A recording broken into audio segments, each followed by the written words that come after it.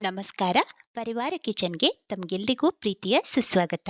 ಇವತ್ತು ಕರಾವಳಿಯಲ್ಲಿ ಮಾಡುವಂತಹ ಮಿಶ್ರ ಮೀನಿನ ಕರಿ ಮಾಡುವ ವಿಧಾನವನ್ನು ತೋರಿಸ್ತಾ ಇದ್ದೇನೆ. ಇದಕ್ಕೆ ಬೆರಕೆದ ಮೀನು ಅಂತ ಕೂಡ ಹೇಳ್ತಾರೆ. ಮೊದಲು ಮಸಾಲೆಗೆ 10 ರಿಂದ 12 ಬ್ಯಾಡಗಿ ಮೆಣಸು ಹಾಕ್ಕೊಂಡು ಇದನ್ನು 2 ನಿಮಿಷದಲ್ಲಿ ಮಧ್ಯಮ ಉರಿಯಲ್ಲಿ ಇಟ್ಕೊಂಡು ಹುರ್ಕೊಳ್ಬೇಕು. ನಂತರ ಇದಕ್ಕೆ 5 ರಿಂದ 6 ಗಿಡ್ಡ ಮೆಣಸು ಹಾಕ್ಕೊಂಡು ಇದನ್ನು ಮತ್ತೆ ಸಣ್ಣ ಉರಿಯಲ್ಲಿ 3 ನಿಮಿಷ ಹುರ್ಕೊಳ್ಬೇಕು. 3 ನಿಮಿಷ ಆದ ಮೇಲೆ ಇದಕ್ಕೆ ಅರ್ಧ ಕಪ್ ತೆಂಗಿನ ತುರಿ ಹಾಕ್ಕೊಂಡು 2 ನಿಮಿಷ ಹುರಿದು ಆದ ಮೇಲೆ 2 ದೊಡ್ಡ ಚಮಚ ಕೊತ್ತಂಬರಿ ಬೀಜ, 1/4 ಟೀ ಚಮಚ ಮೆಂತೆ, 1/4 ಟೀ ಚಮಚ ಕಾಳು ಮೆಣಸು, 1 ಟೀ ಚಮಚದಷ್ಟು ಜೀರಿಗೆಯನ್ನು ಹಾಕ್ಕೊಳ್ಬೇಕು. 6 ರಿಂದ 8 ಎಸಳು ಬೆಳ್ಳುಳ್ಳಿಯನ್ನು ಜಜ್ಜಿ ಹಾಕಬೇಕು. ನಂತರ ಅರ್ಧ ಈರುಳ್ಳಿಯನ್ನು ಕಟ್ ಮಾಡಿ ಹಾಕ್ಕೊಳ್ಬೇಕು.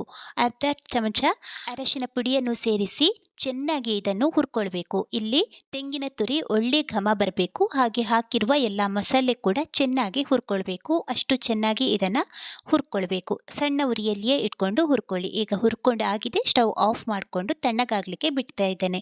ಇದಕ್ಕೆ ಈಗ ನಿಂಬೆ ಗಾತ್ರದಷ್ಟು ಹುಣಸೆ ಹುಳಿ ಕೂಡ ಹಾಕ್ಕೊಂಡಿದ್ದೇನೆ.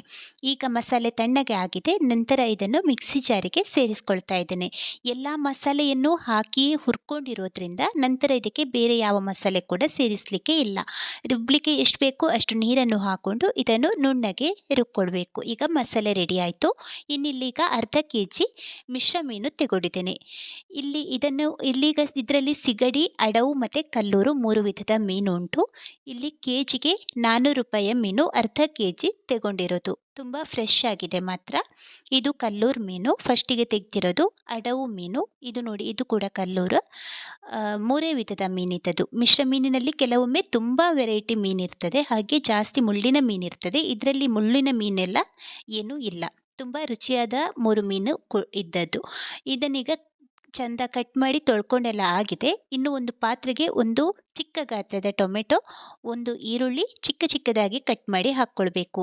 2 ಹಸಿಮೆಣಸಿನಕಾಯಿ, 1 ಇಂಚಿಯಷ್ಟು ಶುಂಠಿಯನ್ನು ಕೂಡ ಚಿಕ್ಕದಾಗಿ ಕಟ್ ಮಾಡಿ ಹಾಕ್ಕೊಳ್ತಾ ಇದ್ದೇನೆ. ಇದಕ್ಕೆ ಈಗ ರುಬ್ಬಿದ ಮಸಾಲೆಯನ್ನು ಕೂಡ ಸೇರಿಸಿ ಮಿಕ್ಸಿ ಜಾರಿಗೆ 1 ಕಪ್ನಷ್ಟು ನೀರನ್ನು ಸೇರಿಸಿ ಆ ನೀರನ್ನು ಕೂಡ ಈ ಮಸಾಲೆ ಜೊತೆ ಹಾಕ್ಕೊಳ್ತಾ ಇದ್ದೇನೆ. ಹಾಗೆಯೇ 1 ದೊಡ್ಡ ಚಮಚ ಆಗುವಷ್ಟು ಕಲ್ಲುಪ್ಪನ್ನು ಸೇರಿಸಿಕೊಂಡು ಚೆನ್ನಾಗಿ ಒಂದ್ಸಲ ಇದನ್ನು ಮಿಶ್ರ ಮಾಡ್ಕೊಳ್ಳಿ. ಇದೀಗ ತುಂಬ ದಪ್ಪ ಇದೆ. ನಿಮಗೆ ಗ್ರೇವಿ ಯಾವ ಸ್ಥಿರತೆಗೆ ಬೇಕು ಅದನ್ನು ನೋಡಿಕೊಂಡು ನೀರನ್ನು ಸೇರಿಸಿ. ನಾನು ಮತ್ತೆ ಒಂಚೂರು ನೀರನ್ನು ಮಿಕ್ಸಿ ಜಾರಿಗೆ ಸೇರಿಸಿಕೊಂಡು ಈ ಮಸಾಲೆಗೆ ಹಾಕ್ತಾ ಇದ್ದೇನೆ. ಯಾಕಂದರೆ ಇದಿನ್ನೂ ಕೂಡ ಕುದಿ ಬರುವಾಗ ಮತ್ತು ಜಾಸ್ತಿ ದಪ್ಪ ಆಗ್ತದೆ. ಹಾಗಾಗಿ ಚೆನ್ನಾಗಿ ಇದನ್ನು ಮಿಶ್ರ ಮಾಡಿಕೊಳ್ಳಿ. ಉಪ್ಪು ಅವಶ್ಯಕತೆ ಇದೆ ಅನಿಸಿದರೆ ಉಪ್ಪನ್ನು ನೋಡಿಕೊಂಡು ಮತ್ತೆ ಸೇರಿಸ್ಕೊಳ್ಬೇಕು. ಇಲ್ಲಿ ಈಗ ಕಟ್ ಮಾಡಿದ ಮೀನಲ್ಲಿ ಸಿಗಡಿ ಮೀನನ್ನು ಶುರುವಿಗೆ ಹಾಕ್ಕೊಳ್ಬೇಕು. ಯಾಕಂದರೆ ಅದು ಬೇಯಲಿಕ್ಕೆ ಟೈಮ್ ತಗೊಳ್ತದೆ. ಈ ಮೀನನ್ನು ಕೊನೆಗೆ ಹಾಕಲಿಕ್ಕೆ ಇರುವಂಥದ್ದು. ಈಗ ಸಿಗಡಿ ಮೀನನ್ನು 10 ರಿಂದ 12 ನಿಮಿಷ ಮಧ್ಯಮ ಉರಿಯಲ್ಲಿ ಬೇಯಿಸ್ಕೊಂಡಿದ್ದೇನೆ. ಇಲ್ಲಿ ಈಗ ಚೆನ್ನಾಗಿ ಕುದಿ ಬರ್ತಾ ಇದೆ ನೋಡಿ. ಹಾಗೆ ಸಿಗಡಿ ಕೂಡ ಮುಕ್ಕಾಲಂಶ ಬೆಂದಿರ್ತದೆ. ನಂತರ ಇದಕ್ಕೆ ಈಗ ನಾವು ಕಟ್ ಮಾಡಿದ್ರಲ್ಲಿ ಮೀನು ಉಳಿಸಿದ್ದೇವಲ್ವ, ಆ ಮೀನನ್ನು ಹಾಕ್ಕೊಳ್ಬೇಕು. ಆ ಮೀನನ್ನು ಹಾಕಿ ಮತ್ತೆ ಜಾಸ್ತಿ ಹೊತ್ತು ಬೇಯಿಸ್ಲಿಕ್ಕೆಲ್ಲ ಏನೂ ಇಲ್ಲ. 1 ನಿಮಿಷ ಹಾಗೆ ಕುದಿ ಬಂದರೆ ಸಾಕಾಗ್ತದೆ. ಈಗ ಉಳಿದಿರುವ ಕಲ್ಲೂರು ಮತ್ತು ಅಡವು ಮೀನನ್ನು ಈ ಮಸಾಲೆಗೆ ಹಾಕ್ಕೊಳ್ತಾ ಇದ್ದೇನೆ. ಮೀನನ್ನು ಹಾಕ್ಕೊಳ್ಳುವಾಗ ಯಾವಾಗಲೂ ಈ ಗ್ರೇವಿ ಕುದಿತಾನೇ ಇರಬೇಕು. ಕುದಿಯದೇ ಇದ್ದರೆ ಮೀನನ್ನು ಸೇರಿಸಬಾರ್ದು. 1 ನಿಮಿಷ ಹಾಗೆ ಇದನ್ನು ಬೇಯಲಿಕ್ಕೆ ಬಿಡಬೇಕು. ಈಗ ಇಲ್ಲಿ 1 ನಿಮಿಷ ಆಗಿದೆ. ಇಲ್ಲಿ ಚೆನ್ನಾಗಿ ಮಸಾಲೆ ಕೂಡ ಕುದಿ ಬಂದಿದೆ ನೋಡಿ. ಈಗ ಸ್ಟವ್ ಆಫ್ ಮಾಡ್ಕೊಂಡಿದ್ದೇನೆ. ಇನ್ನೀಗ ಇದಕ್ಕೆ ಒಳ್ಳೆಯ ಒಂದು ಒಗ್ಗರಣೆ. 1 ದೊಡ್ಡ ಚಮಚ ತೆಂಗಿನೆಣ್ಣೆಗೆ 5 ರಿಂದ 10 ಮೆಂತೆ ಹಾಕ್ಕೊಂಡು ಮೆಂತೆ ಸಿಡಿದಾಗ ಅರ್ಧ ಈರುಳ್ಳಿನ ಚಿಕ್ಕದಾಗಿ ಕಟ್ ಮಾಡಿ ಹಾಕ್ಕೊಳ್ತಾ ಇದ್ದೇನೆ. ಈರುಳ್ಳಿ ಪೂರ್ತಿ ಕಂದು ಬಣ್ಣಕ್ಕೆ ಬರಲಿ ಅಷ್ಟು ಹೊತ್ತು ಇದನ್ನು ಹುರ್ಕೊಳ್ಬೇಕು. ಕೊನೆಗೆ ಇದಕ್ಕೆ ಒಂಚೂರು ಕಸೂರಿ ಮೆಥಿನ ಈ ತರಹ ಹಾಕ್ಕೊಳ್ತಾ ಇದ್ದೇನೆ. ಇಲ್ಲಿ ಕಸೂರಿ ಮೆಥಿ ಹಾಕೋದು ನಿಮ್ಮ ಆಯ್ಕೆ, ಇಲ್ಲಿ ಹಾಕಲೇಬೇಕು ಅಂತ ಏನೂ ಇಲ್ಲ. ಹಾಗೆ ನಿಮಗೆ ಇಷ್ಟ ಇದ್ದರೆ ಅಥವಾ ನಿಮ್ಮಲ್ಲಿ ಇದೆ ಅಂದರೆ ಕೊತ್ತಂಬರಿ ಸೊಪ್ಪು ಕೂಡ ಸ್ವಲ್ಪ ಮಸಾಲೆಗೆ ಹಾಕ್ಕೊಳ್ಬೋದು ಕೊನೆಗೆ.